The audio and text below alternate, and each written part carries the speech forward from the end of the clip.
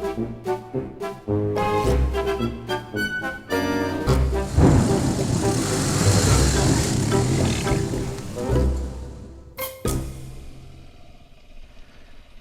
guys, Riley here from the Awesome Players Off-Road Motorcycle Club.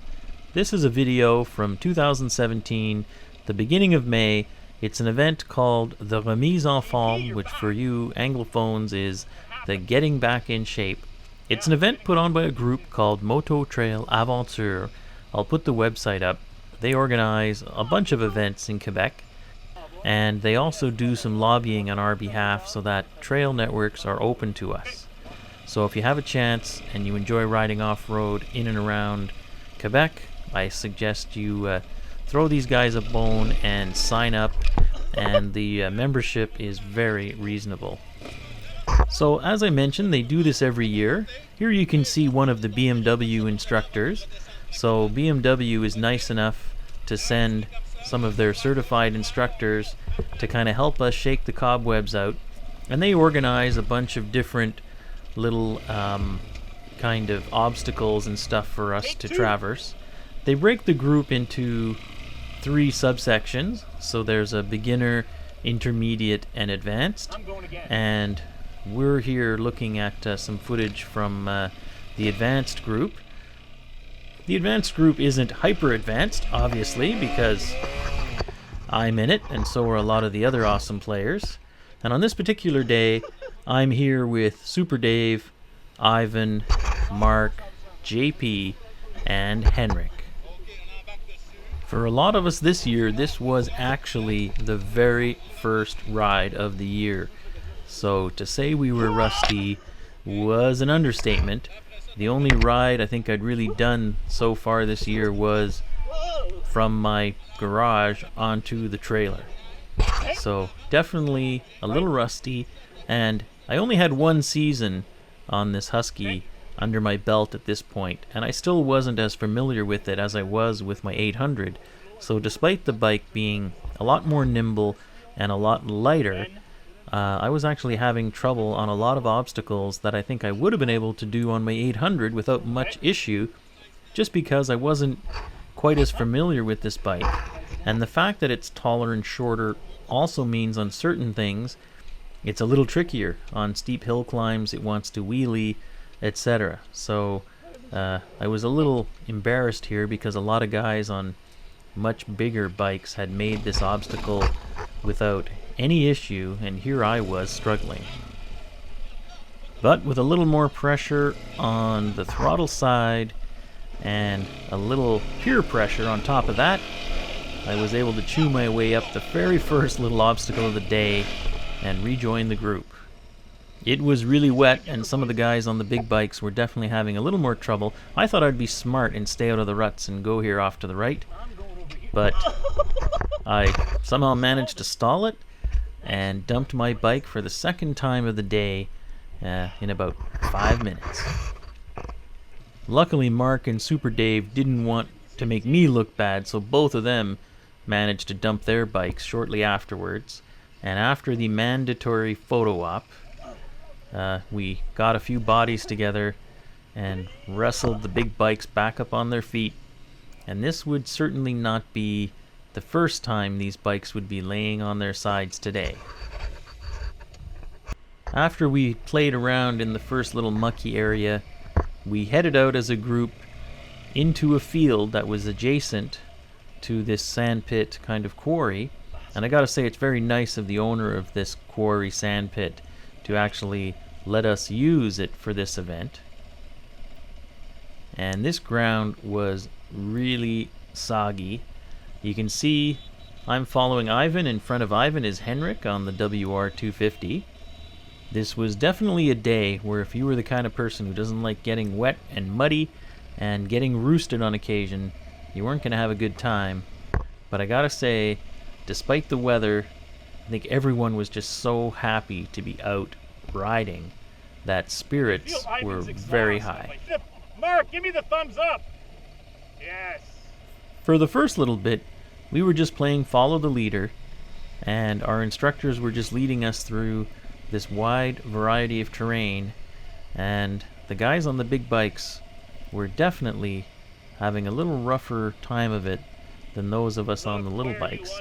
And some of the stuff was actually pretty bumpy. Once again, with the magic of the GoPro, this little lump here looks like it's about 6 inches high. It's probably 3 feet. So I was tucked in here following Marc on his Super 10. And as far as big heavy bikes go, that was probably the heaviest of the day. Here you can see, once again, Dave's got the 800 down on its side. And a few minutes later, one of the guys riding a big 1200GS was down as well.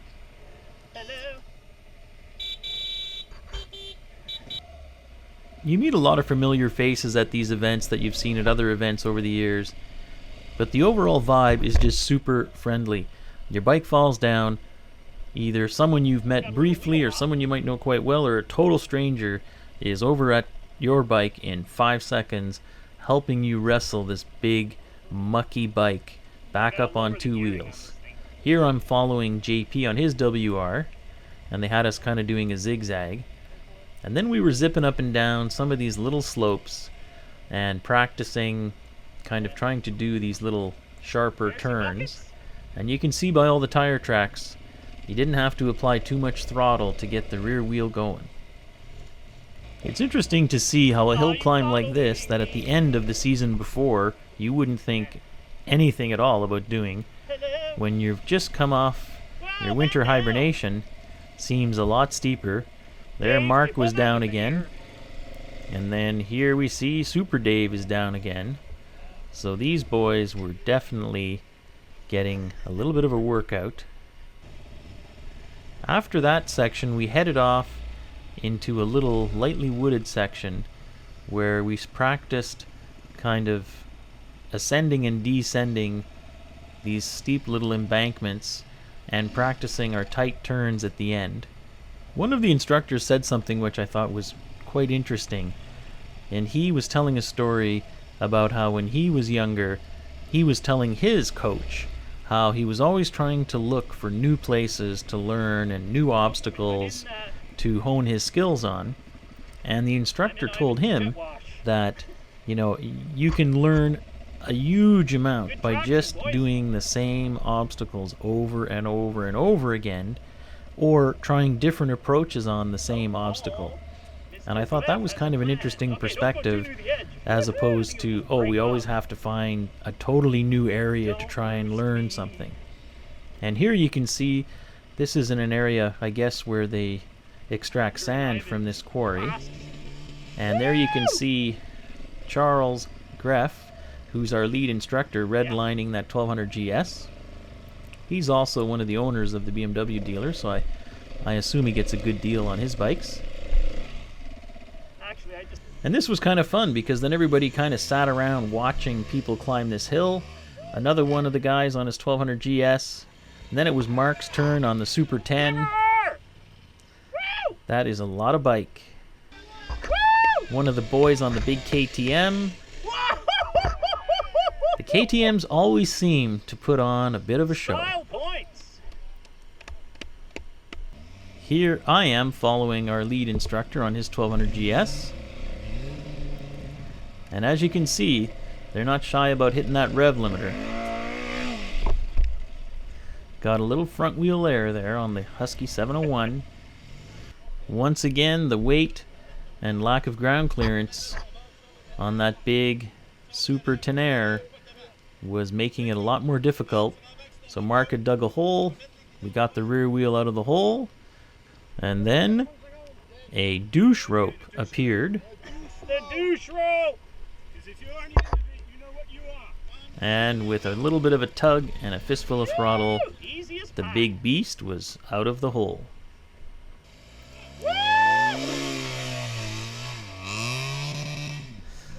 Amazing where these big bikes can go, especially if you're not afraid of the rev limiter.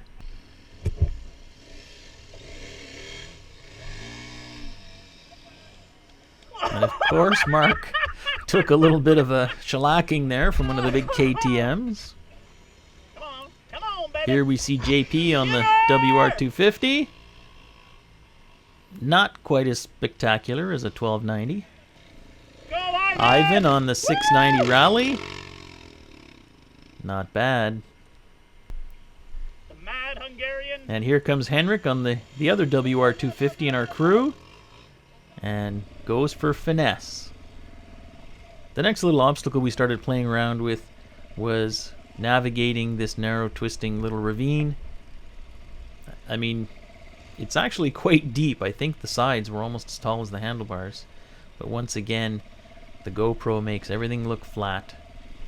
Still not quite used to the power delivery on the Husky. On the 800, if I'd honked it there in second, she would have spun. There goes Henrik. I don't know, can you see the red light? And the second WR with JP. Yeah.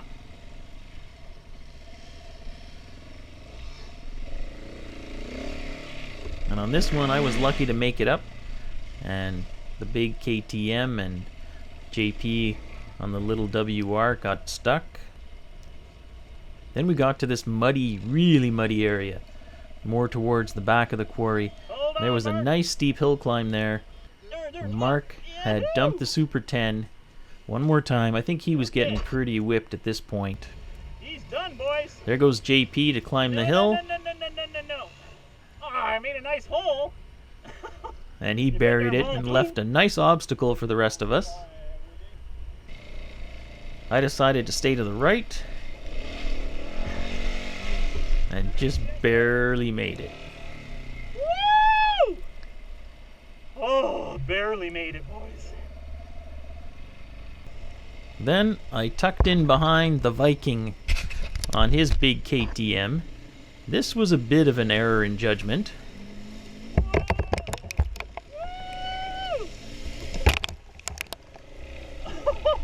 There was about 4 inches of mud on the seat in front of my crotch.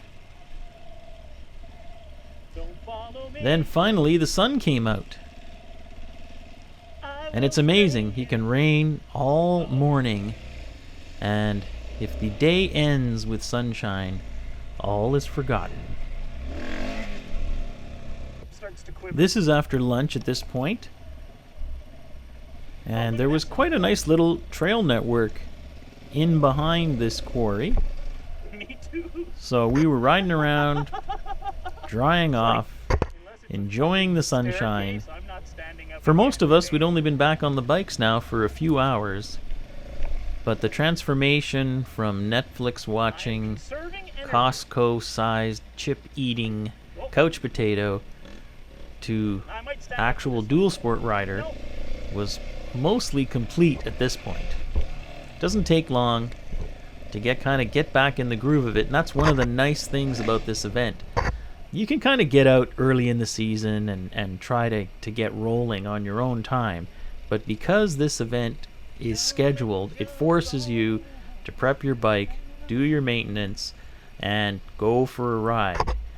And because it's the weekend before the Classique, it's really nice to be able to shake off the cobwebs before going on a multi-100-kilometer run with some really challenging terrain. So I've got to say kudos to the guys from Mototrailaventure.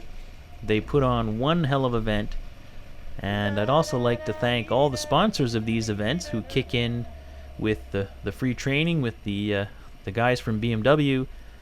And a special shout out to all the volunteers from Mototrailaventure who get here early and leave late. So thanks to them.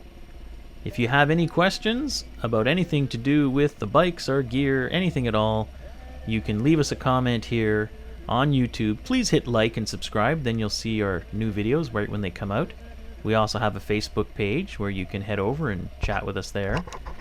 We have a website, and the website is a great spot if you want to grab our email address and contact us that way, or if you'd like to buy one of our stickers. So, once again, thanks for watching another little adventure of the Awesome Players Off-Road Motorcycle Club.